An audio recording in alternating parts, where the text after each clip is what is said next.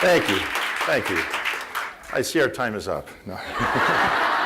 I had a nightmare last night about what would happen when I came on. Most people that do public speaking do, and this was exactly the nightmare.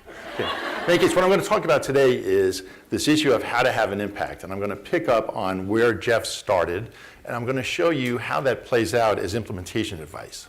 All right? So today I'm going to show the importance of having impact, the importance of a continuous program improvement perspective, how you create a simple roadmap, and then how that roadmap clarifies what impact means for you, and then especially the strategy question. How do you control what you do to improve the chances you're going to get that impact? Right? Why do we care about this? We care about this because in large organizations, and I belong to one and probably most of you do too, we don't want to be in the proving business, we want to be in the improving business. And to be in the improving business means that evaluation, performance measurement, planning, they all need to be connected. And so I'm going to show you this idea of roadmaps as a way to get there. The CDC evaluation framework is sort of my starting point, but it really doesn't matter if you come at this from an evaluation perspective or not. But the perspective of the evaluation framework says, look, evaluation is not good because you collect the data correctly. It's good because the data make a difference. Your findings are used for program improvement. How do we get there? We get there by making sure we're asking the right questions. Not the questions that are scientifically plausible, but the right questions. But once you understand you're in the improving business, not the proving business, those questions become very, very different because you, as CDC or as the funder, may not be the one defining those questions. And how do we do that? This idea of a roadmap, making sure that everyone is on the same page, they know where they're headed with the program and what they're trying to achieve. Here's 6 things that every program needs to know. Program, intervention, 6 things every initiative needs to know, 6 things every parent needs to know to be successful, right? First, what's the big need to which you're contributing? Secondly, what's that basic roadmap? And for us, especially in public health and health services, understanding in that roadmap where our what stops, what do we do, and where our so what starts is most important. If I was doing this with corporate audiences, the what to so what link is pretty close. I do something, revenue goes up, stock price goes up, profits go up, or not. In public health, we don't have that luxury. We do something, and it has to be so full of momentum, it knocks over a whole row of dominoes, which are actions taken by other people. Now, that freaks most of us out because we're afraid the act of writing that distal outcome is the act of being accountable for it. But we'll show how we set this thing we call the accountable outcome. Once we know that, 5 and 6 are our big payoffs. I know where I'm trying to get to. I know my island in the distance. How is it that I get there? What is it I have control over that I can do better? What's going on in the larger environment getting in my way, and what do I do about that? Okay. Now, most people looking at this will say, oh my God, he's going to talk about logic models. And most of them have brutalized, oh God, roadmaps. This is why they didn't send the slides out in advance. Okay. Right. But I'm a big believer in these, but I understand why people hate those green and white boxes. It's slicing and dicing so many terms, and the terms sound alike, inputs and outputs, outputs versus outcomes. The reality is what a roadmap does for you is those black and white boxes, and that's 3 fundamental insights about your program. What do I bring to the puzzle? So what? Who or what is going to change that's not me if I do a good job? And those other 2 boxes are really variations on the same theme. What do I need from other people to help me get in the right direction? And if I don't get it, what do I do about that? Right? So first, the roadmap helps us with the big need, right? What's that lighthouse in the distance? So I don't know if you've ever heard this before, but if you set someone loose and blindfold them and set them loose in a big field and tell them to walk in a straight line, within minutes and without fail, they will walk in a circle. One of the reasons people die in the desert, at high noon at least, and why people die in the middle of a blizzard is that they think they're going in the right direction, and instead they're walking in a circle. Now, I have no idea what evolutionary prospect this holds for humanity, but apparently, for whatever reason, I don't know, we are hardwired to need a destination. And so, or else we trod the same territory over and over again. And so it is with our programs. If we don't have a really good fix on that island in the distance, that fire tower in the distance, that lighthouse in the distance, we tend to trod the same path over and over again. Getting there is pretty easy to define. It's not always easy to accomplish, but getting there is easy. Most people freak out when you say the island in the distance because they assume the act of writing morbidity and mortality or incidence and prevalence or improved quality of life is the act of being held responsible for it. But it's not the case. Instead, it's a case of what do we do that's in our control, and what are those milestones along the way that constitute the so what, that row of dominoes. So I'm going to skip through this. Tomorrow we're going to do a case, and we're going to do this case, but apparently, so let me skip through these slides. And this is the case we're going to work tomorrow to show. So the first thing you've always got to do is identify in that pathway what we call your accountable outcome. Right? Now, in the old days, the accountable outcome was, well, shoot, I can't get morbidity and mortality, so what I'm going to do is I'm going to run back as far as I can to the left of the model and start counting stuff. How many trainees, how many brochures, how many messages, et cetera. The accountable outcome is not that. The accountable outcome is this interaction between you and the people holding you accountable. And what you're looking for is an outcome in that chain that is far enough to the right that someone's going to say, gosh darn it, that is really a good piece of work. Thank you so much. But it's so far to the left that it's responsive to what you do, all right? So it's a joint exercise. You've got to do an accountable outcome that's so far to the right, someone's going to say, man, you are really making a contribution worth making. I'm glad we invested in you. Conversely, it's far enough to the left that you can say, man, on a really, really good day, if everything's hitting on all cylinders, I ought to be routinely able to get that. So let me skip through this. We'll do this tomorrow too. Purpose is your punchline. What that accountable outcome is really depends upon what the purpose of the evaluation is. Now, sometimes we're held to something very proximal, sometimes we're held to something very, very distal, right?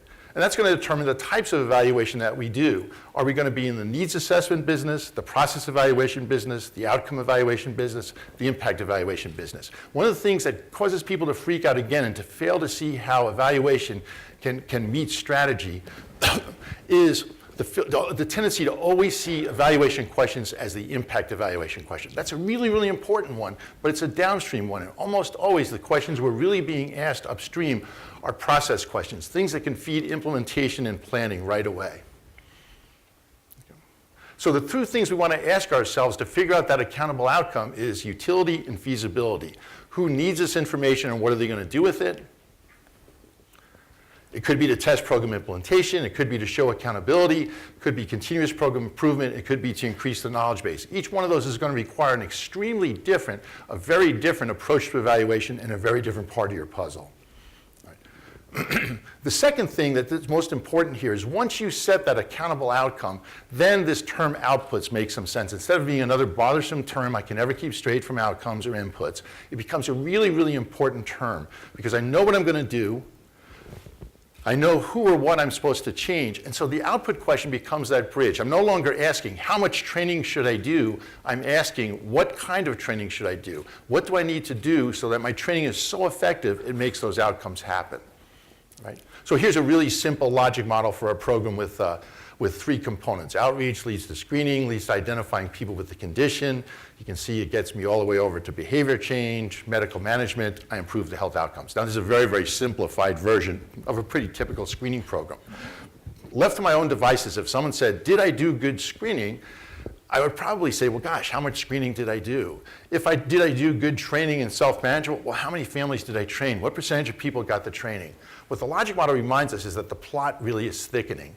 I don't want to do as much screening as possible, or screening for screening's sake. I want to screen so well. I want to do screening that is so good that it's going to cause that next outcome or that next activity, which is, in this case, identifying people with the condition.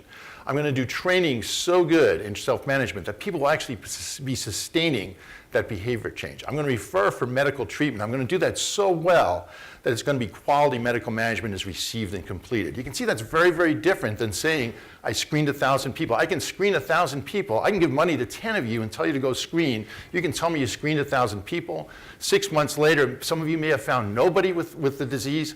Some of you may have found hundreds of people with the disease. I know there's something about this thing called the output that you did differently that caused one of you to find the outcome and one of you not to find the outcome. And that's what I want to know. Now, this is an evaluation question eventually. At the end of 5 years, I can say, golly, you know, you didn't find anybody with the disease. I wonder why. Let's look at how you did the activities. But why would you wait that long? The cool thing about this is what we call process use. The act of having to say, my model says screening is going to lead to finding people with the condition. Training is going to lead to sustained sustenance of that behavior. The advantage of knowing that is that right now I can say, boy, I feel pretty queasy about that. Why do I feel queasy? Because I was really going to do this kind of training, or I was really going to train this way. I was going to give them a manual, or I was really going to do screen anywhere I wanted to. I was going to go to to this or that place to screen because it's easy to go to. And it turns out that's not the thing to do. The output discussion prevents that from happening. So look at this, and for this program, I would say typically I would get how many kids did I screen. What this output discussion does is remind me, people who meet the risk profile. I can screen 1,000 people in the wrong place, never find someone with the disease. I can screen people in exactly the right place and find tons and tons of people, and that's why I'm in the screening business. Training, the same thing. It could be that the key to training is not training as many people as possible. It's training them in a culturally competent way and with the kind of supports they need to activate that training. I can refer, but I got to refer to people who are qualified to treat my folks, and that could be very, very hard, especially with some of the diseases that we deal with at CDC, all right? The cool thing, as I said, is this is an evaluation discussion eventually, retrospectively. 5 years out, I'm going to look back and say, golly, what went wrong? What went wrong? Oh boy, I should have learned that earlier. Well, I can learn it earlier. By using this insight prospectively, I can say, now that I know the destination I'm trying to get to, that accountable outcome, what kind of screening, what kind of training, what kind of referral has to happen now so that I can guarantee I'm doing the best job possible of getting downstream.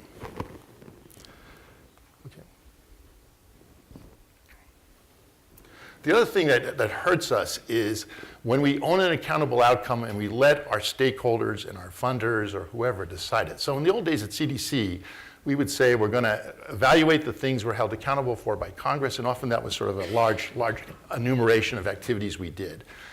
We found that people didn't like that. We weren't feeding people what we wanted to. There was an accountability environment, so we said, doggone it, we're not going to do any kind of evaluation until we hit those distal outcomes, because that's what people want to know. Well, the trouble is that's really good, but you're setting yourself up for failure. And that's why this idea of accountable outcome plays off of not just utility, who wants the information and what they want to do with it, but against that, this issue of responsiveness. Is it feasible for me to evaluate that now? Is it feasible for me ever to evaluate that? In this case, there's 3 reasons you might not be able to. Stage of development, the program's too young, it's too new. Program intensity, that program is never going to get there. I did a brochure for CDC. This is the first study I ever did for CDC. It was a brochure called Understanding AIDS. It went to every single American household. And when you talk to the congressional stakeholders on that, a year and a half after we did the study, which was the first problem, not talking to them up front, routinely they would say, why do people still have HIV if we did that brochure? No, they didn't really say that, but they said something not far off the mark, which was, I was always curious, how much did HIV rates go down after that brochure? Well, hamina, you know, we should have had that discussion at the start, and we should have said, what do you expect of this effort, which is a brochure? And the tragedy is, people walked into that room thinking a brochure was going to eradicate the epidemic, and probably within months. And the reality is, the reality of a brochure is much, much, much more proximal. The accountable outcome for a brochure is certainly not changes in risk behavior. It's something like knowledge, attitude, belief, stigma, et cetera. And the tragedy of this is not having asked that question in advance meant people set this effort up so that it was successful only if we reduced risk behavior. The reality is, in 1988, when we did this, it would have been good to reduce stigma, change knowledge, attitude, and belief, change erroneous perceptions of HIV. Okay, so the big thing I want to know at this point is I already know a ton, and even if I stopped here, I know a whole lot about how to improve my program, and I know what to evaluate and what not to evaluate. I know the island in the distance, I know my roadmap, where my what stops and my so what starts, and I know from the output discussion how to do my activities correctly. The next piece is to say, golly, what if I do the best job possible? I hit those outputs on all 6 cylinders, and I'm still not getting that outcome. Well, then the only thing left is there's something going on in the larger environment. We call this the moderator discussion. There's some assumption I made about things that are out of my control, such that if they're not true, it's going to be very, very hard, even impossible, for me to get there.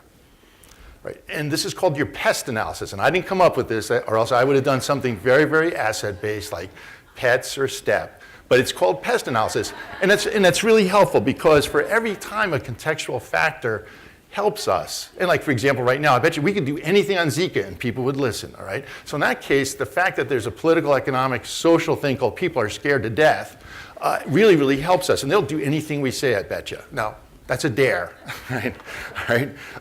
But by contrast, most of the time it gets in our way. We assume if we do a really good job at what we're going to do as a program, well, gosh darn it, those dominoes ought to fall right down, right? And the reality is, those dominoes fall down only if the planets align in our favor.